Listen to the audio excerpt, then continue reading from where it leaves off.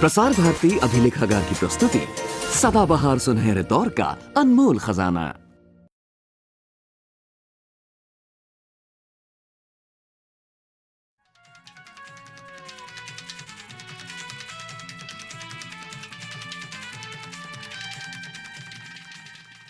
Joint कम्युनिके को पढ़ने से ऐसा पता लगता है कि भारत और अमेरिका की दोस्ती को आपने एक नया रुख दिया है प्रेसिडेंट कार्टर से बातचीत के बाद। क्या कुछ बताएंगे कि किस प्रकार से भारत और अमेरिका की दोस्ती अब विश्व शांति के लिए और विश्व की भलाई के लिए और दोनों देशों की भलाई के लिए आगे चली? अमेरिका से हमारी दोस्ती तो रही है, मगर बीच में कुछ मुसीबतें खड़ी होती हैं। अब जब से प्रेसिडेंट कार्टर यहाँ आए थे और हमारा पत्र व्यवहार भी हुआ था, तब से हमारे बीच में एक काफ़ी मित्रता पैदा हुई है और एक दूसरे को हम ठीक समझते हैं और हम वो भी सत्य में मानते हैं, मैं भी मानता हूँ,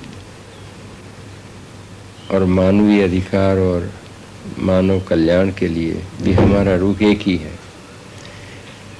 इसीलिए अब ये दोनों में कोई विक्षेप नहीं डाल सकता है, ऐसी मैत्री बनी है और इसी से वहाँ अमेरिका में हर एक जगह ये बात समझाने में आसानी रही।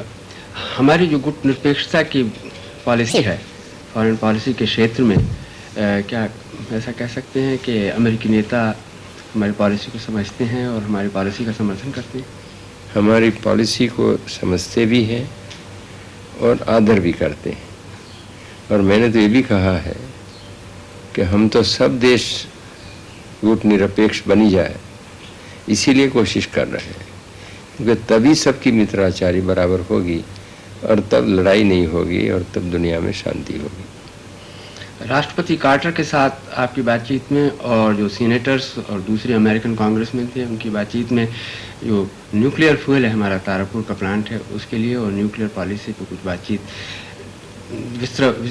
विस्तारपूर्वक हुई, ऐसा लगता है। हमारी बातचीत विस्तारपूर्वक हुई और उनकी जो दो कमिटीज़ हैं कांग्रेस की, वो दो कमिटीज़ के मेंबर्स मिले थे और वहाँ चर्चा बिल्कुल काफ़ी स्पष्टतापूर्वक हुई, मगर जो सवाल जवाब पूछते थे उसमें भी कोई खास विरुद्धता थी किसी की, ऐसा नहीं मालूम होता था।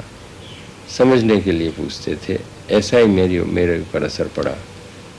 और जब उनको समझाया कि हेतु तो हमारा एक ही है कि न्यूक्लियर वेपन्स बढ़े नहीं, मगर इसमें हमारा जो स्टैंड है वो सारी दुनिया में एक ही देश का है कि जो हम कभी उसको नहीं करेंगे, और जब तक उस पर और देश ना आ जाए तब तक हम कैसे दस्तखत करें। हम तो कर ही रहे हैं, मगर किसके साथ हम दस्तखत करें? जो रोज़ कर रहे हैं उनके साथ कैसे करें? ये जब उनको समझाया तो उनकी समझ में भी आया और इसीलिए दोनों की स्पष्टता इसमें हुई है। निरस्त्रीकरण के क्षेत्र में क्या ऐसा कह सकते हैं कि भारत और अमेरिका के विचार कुछ और नज़दीक आए हैं या कुछ अधिक संतुलन? विचार तो नज़दीक है ही, परंतु उनकी जो एक परिस्थिति है और जिस तरीके से वो बनी हुई है उसमें से निकलना भी एकदम आसान नहीं होता है, मगर वो भी मानते हैं कि होना चाहिए। क्या ऐसी आशा की जा सकती है कि हिंद महासागर में कुछ तनाव कम होगा? वो तो हो ही जाएगा, ऐसा मुझे आशा है।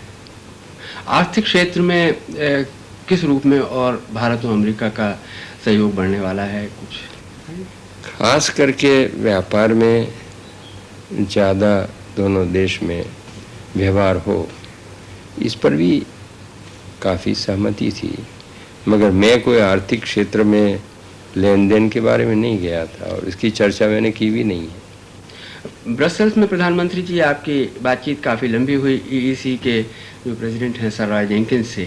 क्या ईईसी में हमारे माल को जाने के लिए और सुविधा मिलने की आशा है?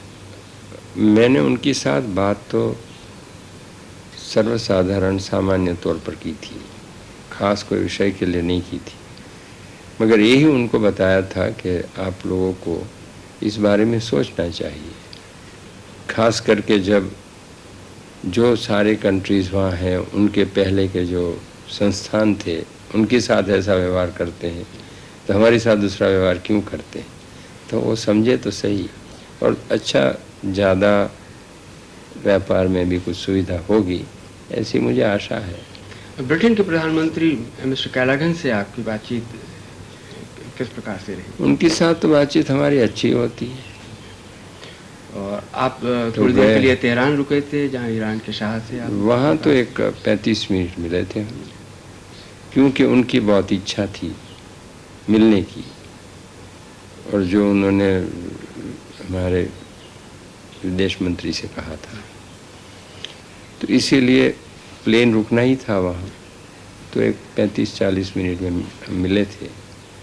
तो काफ़ी हम दोनों अकेले में मिले थे, मगर बात हमारी बहुत अच्छी हुई, और इस सारे क्षेत्र में बराबर मित्रता सबकी होनी चाहिए, इस बारे में हम दोनों सहमत हैं, और इसके लिए मेहनत हमें करनी है, इस बारे में भी सहमत हैं।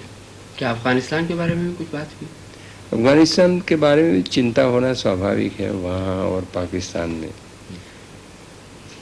मगर मैं कहता हूँ कि अफगानिस्तान के साथ भी हमारी मैत्री बराबर रहेगी, उन सब की मैत्री बराबर रहेगी, फिर दूसरी कोई चिंता करने का कारण नहीं रहेगा। संयुक्त राष्ट्र महासभा में जो आपका भाषण हुआ उसकी बहुत देशों में सराहना की गई हो, जो अखबार में पढ़ने को मिला, ऐसा लगा कि उससे बहुत लोग बहुत प्रसन्न हुए और उन्होंने बहुत सराहना की हमारी नीति की और आपके डिक्लेरेशन की। क्या न्यूयॉर्क में आपके कुछ नेताओं से बातचीत हुई कि उसके बाद और लोग नज़दीक आए? नहीं, मैंने तो जो बात कही वो सबको पसंद आई और सबने वो सराहा था। यही सबने मुझे कहा, जो मिले थे, और सब उसी रास्ते पर जाना तो चाहते हैं, मगर जैसे हमारी भूमिका साफ स्पष्ट है, इतनी सबकी अब तक पूरी जब बन जाए और एक दूसरे के मन में से शंका कुशंका का वातावरण निकल जाए, स्पर्धा की निकल जाए, तब तो बात बराबर ठीक अमल में आ जाएगी। हमारा सवाल तो यही रहा है कि हम किसी के साथ स्पर्धा में नहीं हैं, हम शंका कुशंका में पड़ते नहीं हैं, हम किसी से हमारा डर नहीं है और हम किसी को डराना नहीं चाहते। ये भूमिका हमारी बनी हुई है, और इसीलिए उस भूमिका से और लोगों को भी फ़ायदा मिले ऐसा वो लोग मानते हैं, तो इसीलिए काफ़ी नज़दीक आए।